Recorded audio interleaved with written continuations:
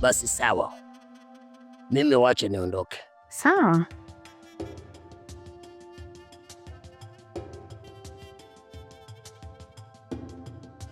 Mwenye mkuu, mi naomba nikuulize kitu kimoja.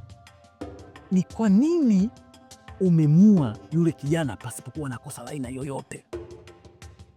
Wacha, ni kweli yule kijana alikuwa hana hatia, ila hatia ulimpatila wewe kwa kumpa dawa zako ili aje kufukira katika uwanja wangu. Labda nikuulize swali, wewe unaona sahihi kile alichokifanya?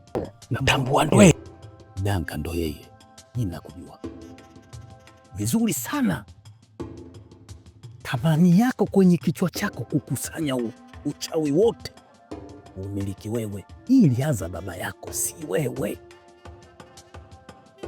Sasa nikwambie,